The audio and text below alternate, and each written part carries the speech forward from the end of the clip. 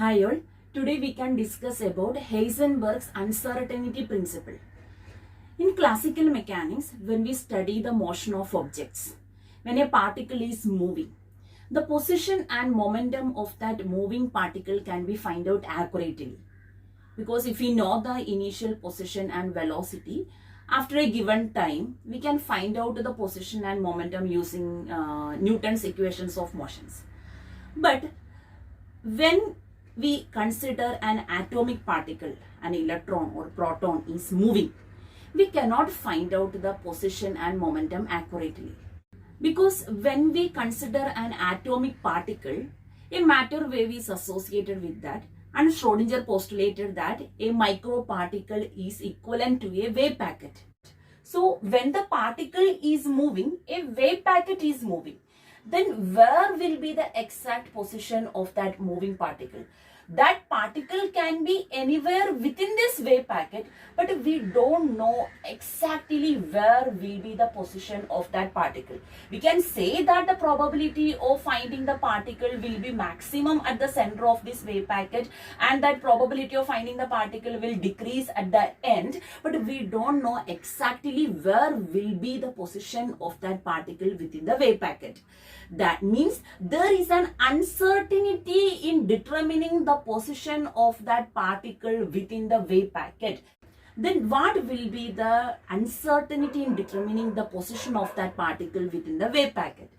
That will be equal to the size of the wave packet.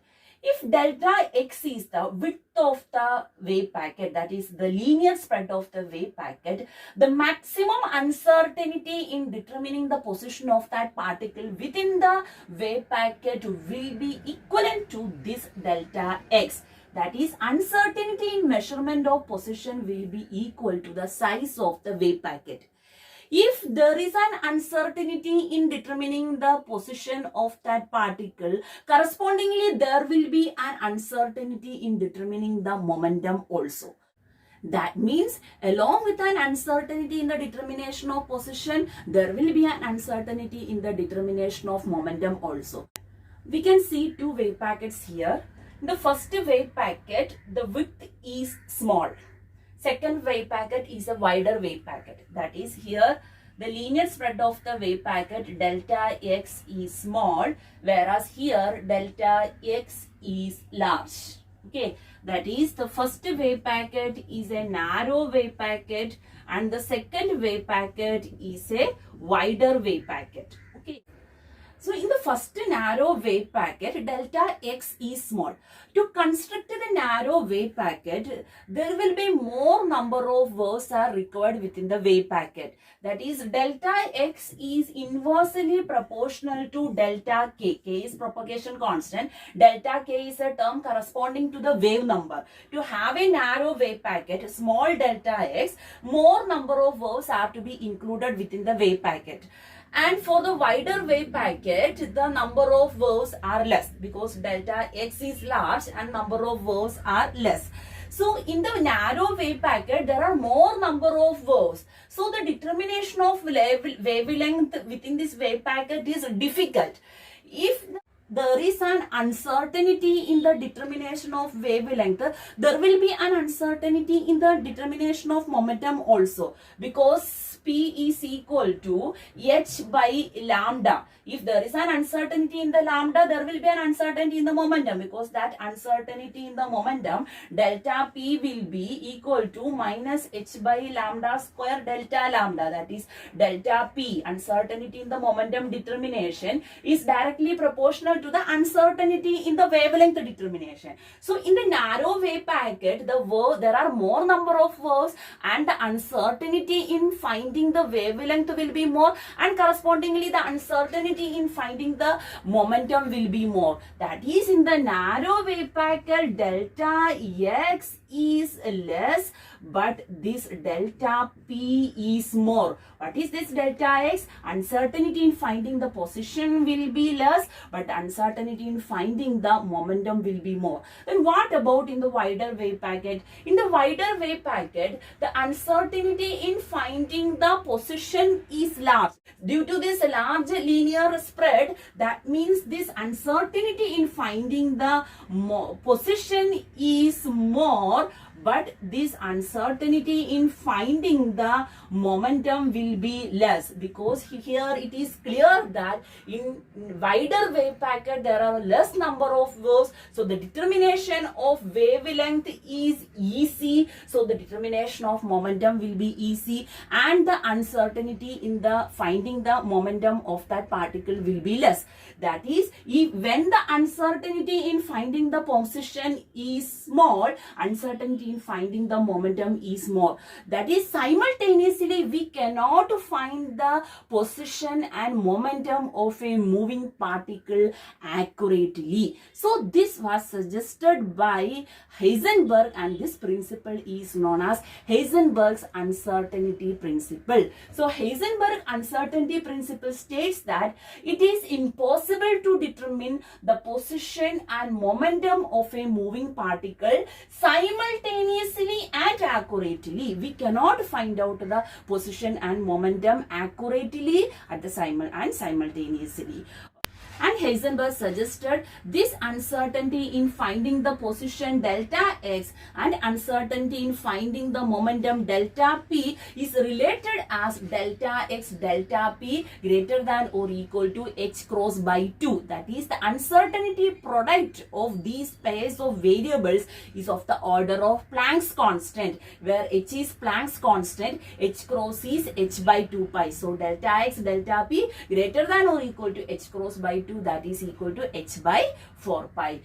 Here the particle is moving along the x direction. So that means delta x, exactly it is delta x, delta px greater than or equal to h by 4 pi. If we are taking the motion along the y direction, this will be delta y, delta py will be greater than or equal to h by 4 pi. If it is along the z direction, this will be delta z, delta pz greater than or equal to h by 4 pi.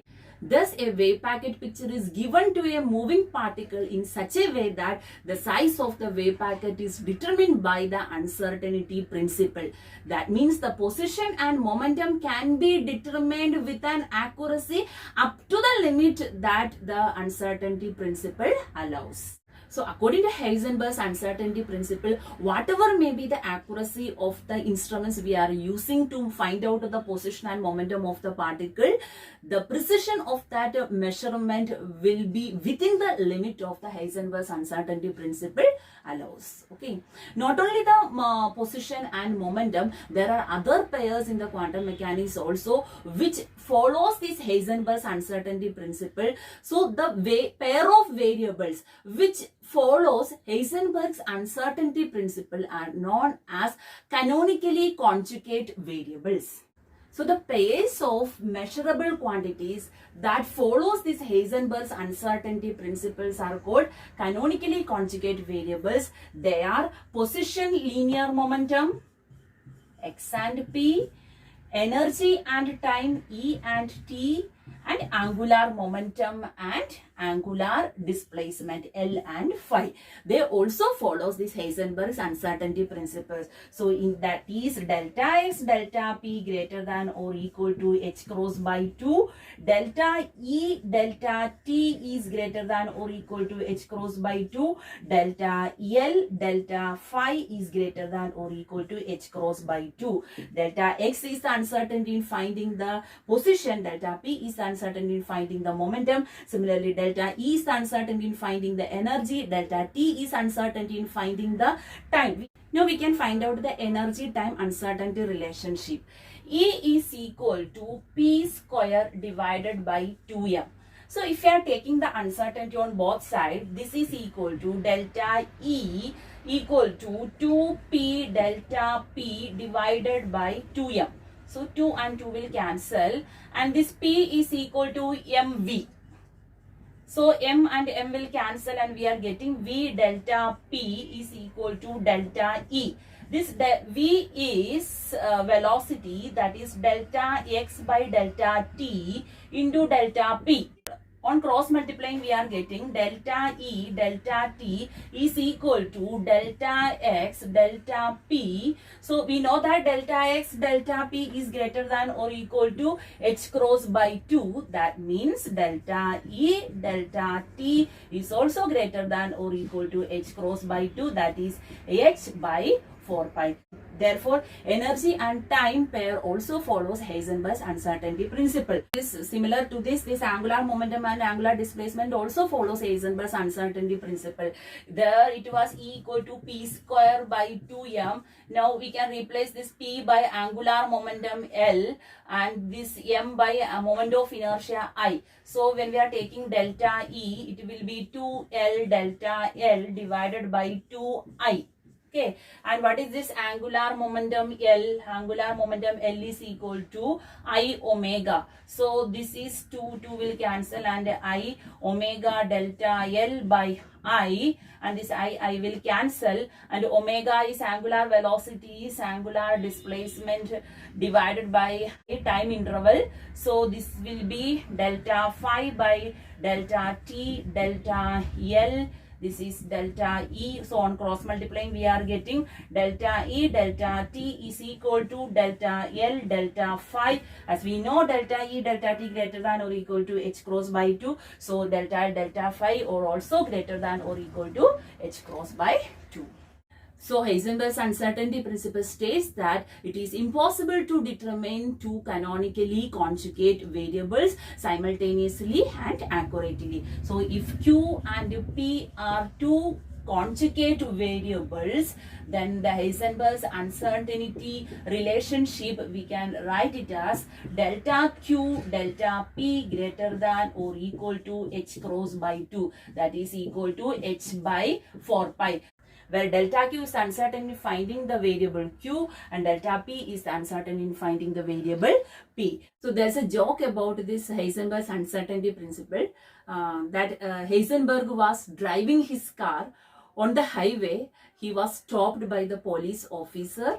So the police asked him, sir, do you know how fast you are going? So Heisenberg replied, no, I don't know. But I know exactly where I am. That means he know exactly his position, but he is unable to find out his speed. So that's about this Heisenberg's uncertainty principle.